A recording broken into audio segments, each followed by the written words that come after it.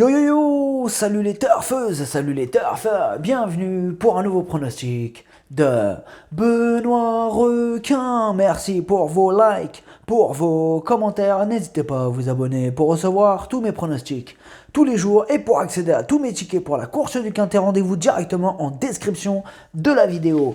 Ok, place au pronostic du Quintet du mercredi 27 avril, direction Châteaubriand pour la 4e étape du Grand National du Trot attelé, 2975 mètres, 16 partants, réunion 1, course 1, indice de confiance 4 sur 5.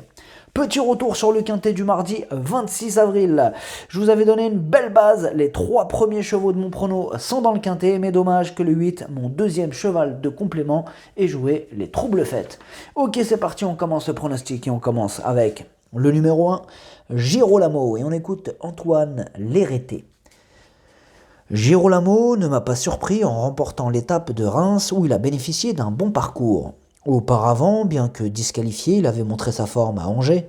Dans la foulée, il fait face à un bel engagement au premier échelon. L'opposition est plus relevée et le tracé plus sélectif. Mais il est resté au top et à l'issue d'un bon déroulement de course, il devrait encore jouer les premiers rôles. Eh bien, ce numéro 1, il me plaît bien, je l'ai mis en 4e position. On passe au numéro 2, Campion Mio, et on écoute Denis Brossard. Campion Mio s'est retrouvé un peu trop tôt dans la course à Salon de Provence et il a un peu calé pour finir. Le rythme était également très soutenu.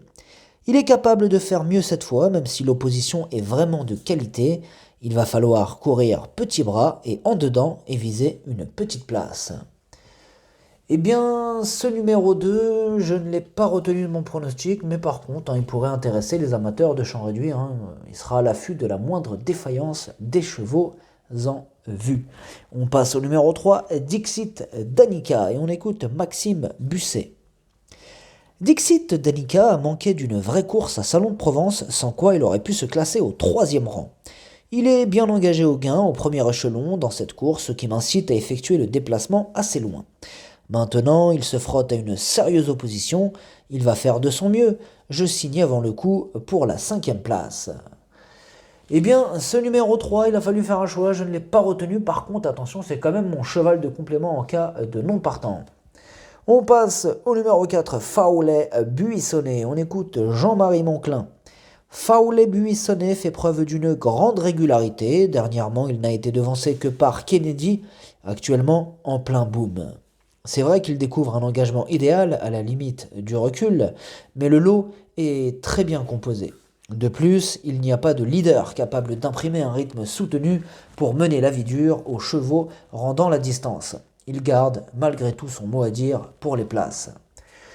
Eh bien, ce numéro 4, je l'ai retenu, je l'ai mis en 5e position, il me plaît bien. On passe au numéro 5, Flower by Magalou, et on écoute Adrien Pereira. Flower by Magalou a bénéficié d'un bon déroulement de course à Reims et j'aurais aimé l'avoir terminé plus près. Mercredi, le lot est encore mieux composé.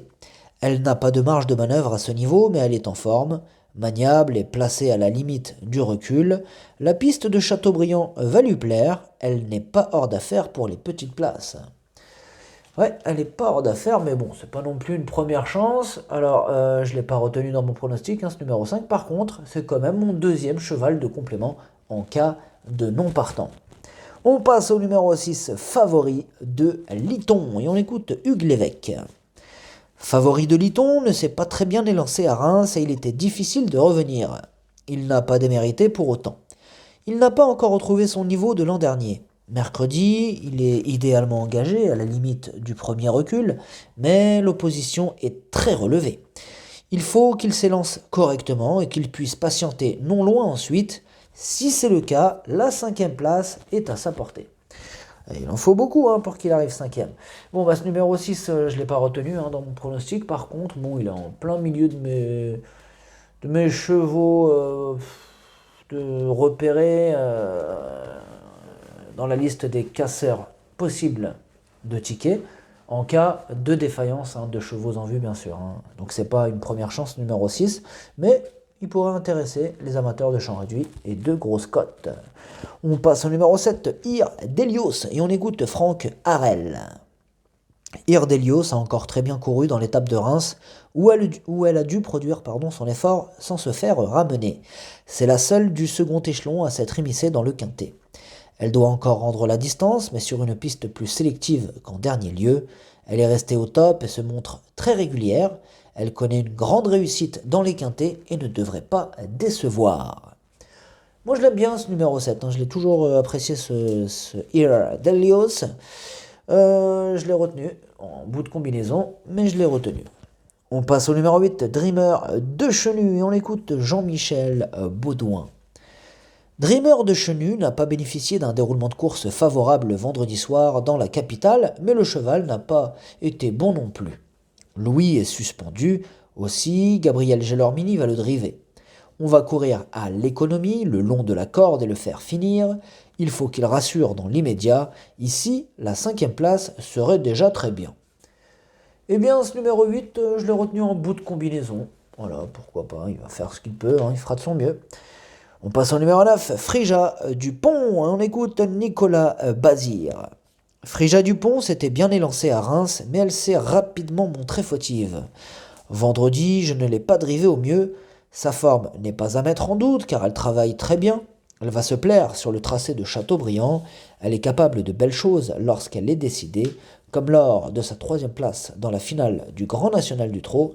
Mieux vaut donc ne pas la négliger. Eh bien, ce numéro 9, je l'ai retenu, sachez que c'est lui le 8e de mon pronostic. On passe au numéro 10, Epsom d'Airfray. On écoute Jean-Michel Baudouin. Epsom d'Airfray a très bien négocié les virages pour sa première tentative à droite à Angers. Il n'a été devancé que pour finir, il a bien pris sa course. Il part 25 mètres derrière Girolamo et en reçoit autant de clean game. On va courir un peu moins offensif cette fois et venir davantage sur les autres. Il reste très compétitif pour le podium. Et en effet, il est compétitif. Je l'aime beaucoup, ce numéro 10. Je l'ai mis en 3e position. On passe au numéro 11, Django du Bocage, et on écoute Stéphane Meunier. Django du Bocage s'est retrouvé piégé en dehors à Salon et sa tâche est devenue trop difficile. Depuis, il n'a rien perdu de sa bonne forme à l'entraînement, il était parfait dimanche matin et bien souple, il faut rendre la distance et affronter une sérieuse opposition, il va tenter d'être 4e ou 5e. Eh bien ce numéro 11, je ne l'ai pas retenu, par contre il est en tête de mes possibles troubles faits, donc petite méfiance, il intéressera les amateurs de champ réduit. On passe au numéro 12, Colonel Bond, on écoute Yann Dauquin. Colonel Bond a été longtemps absent de la compétition. Il était en soins dans un haras proche de la maison et ses propriétaires m'ont demandé de réessayer avec l'option de courir aux montées et sur l'herbe. À Écomois, il en manquait beaucoup. Il a besoin d'enchaîner les courses pour être compétitif. Ici, à ce niveau, il faut le regarder courir. Bien, ce numéro 12, je ne l'ai pas retenu, je l'ai même écarté. D'autres candidatures nous apportent de plus solides garanties. On passe au numéro 13, Anna Desmolles, et on écoute Alexandre Abrivard. Anna Desmolles a très bien couru dans le prix Henri Lévesque alors qu'elle manquait de compétition. Elle bénéficie d'un bel engagement sur une piste provinciale et c'est une bonne droitière. Ce n'est jamais facile de rendre la distance, mais sur ce tracé sélectif et cette longue distance, c'est jouable. Même si elle affronte quelques sérieux clients, elle fait partie des chevaux à retenir en priorité. Je suis tout à fait d'accord avec Alexandre Abrivard. D'ailleurs, je l'ai retenu en priorité, je l'ai mis en 2e position. On passe au numéro 14, Chalimard de Guèze, et on écoute Jean-Michel Bazir. Chalimard de Guèze va faire son maximum, mais aux 50 mètres, avec ses fers et à l'attelage, je n'ai pas d'ambition. Il sera revu sous la selle ensuite dans une course fermée. Il est en forme et fera son possible, mais il peut être éliminé. Bon, il a été clair, Bazir. Ce numéro 14, c'est loin d'être une priorité dans ce quintet. Pour ma part, je ne l'ai pas retenu. On passe au numéro 15, Étoile de Bruyère. Et on écoute Charles Dreux. Étoile de Bruyère ne m'a pas déplu pour son retour aux montées. Elle n'a pu redonner un coup de rein dans la phase finale car elle manquait encore d'un peu de compétition. Sa prochaine course au monté intervient dans un mois. Dès lors, recourir à l'attelage entre-temps ne sera pas négatif. Elle rend 50 mètres, ses ambitions sont nulles. Bon, bah pour lui aussi, c'est clair, hein. Charles Dreux, il a clairement, il nous indique qu'on peut écarter cette étoile de bruyère. Bah, pour ma part, hein, pareil, hein. Énorme nom pour étoile de bruyère. On passe au numéro 16, Clean Game, et on écoute Jean-Michel Bazir. Clean Game n'a pas été mené au mieux dans le prix Jean Rio. Il était logiquement fatigué dans la phase finale et s'est enlevé. Il est bien rentré de sa course, il rend certes 50 mètres, mais il a déjà eu l'occasion de le faire avec brio. Je vais le plaquer des antérieurs cette fois, il est capable de se racheter pleinement. Eh bien, ce numéro 16, c'est lui le préféré de mon pronostic. Alors oui, il va rendre 50 mètres, ça pourrait faire peur à certains, mais oui, effectivement, il l'a déjà fait. Il l'a déjà fait avec brio, hein. Alors, attention, ce numéro 16, hein, il peut, malgré ses 50 mètres, facilement remporter ce quintet. Le pronostic, ça donne 16, 13, 10, As, 4, 7, 8. Merci d'avoir suivi cette vidéo. N'hésitez pas à vous abonner pour recevoir tous mes pronostics tous les jours. Et pour accéder à tous mes tickets pour la course du quintet, rendez-vous directement en description de la vidéo. À jouer avec modération. Bonne chance. Chopez-le moi. Ciao.